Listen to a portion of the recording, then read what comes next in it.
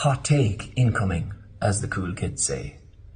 I was just thinking about this rise of far-right anti-immigrant parties in France and thinking about our buddies across the water there in Britain and the 2016 Brexit vote there, which again to a greater or lesser extent was a vote fueled by anti-immigrant feeling. And everyone's talking now, what do we do about this blossoming anti-immigrant sentiment in Europe? Let's just look at Britain and France for a moment, okay? Surely the solution there is education and knowledge, yet again. It's a bit like the so-called Israel-Palestine conflict. As we've seen in the last few months, when more people do the reading and actually come to terms with the history, all confusion and mystery goes out the window. It's intuitively understood. And particularly countries like France and Britain with unspeakably gory, brutal colonial histories.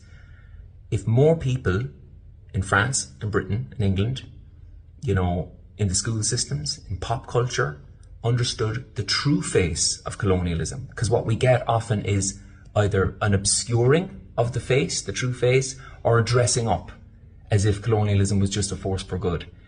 But if more people knew the actual history, because I believe most people are good, when they know better, they do better.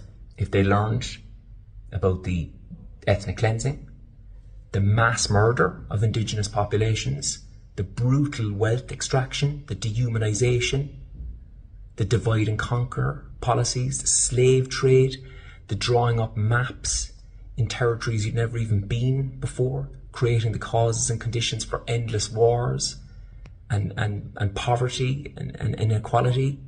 If more people knew all that, they would see that the French and the British, far from having an anti-immigrant sentiment, have a duty of care to the displaced people of the global south, the people who are in the positions they are because of the colonial and neo-colonial policies of France and Britain and other so-called great European nations.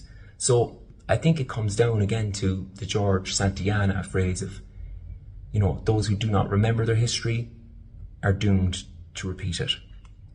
And for a twist, which I hope illustrates my point, if you look that up online now, that phrase is actually credited to Winston Churchill.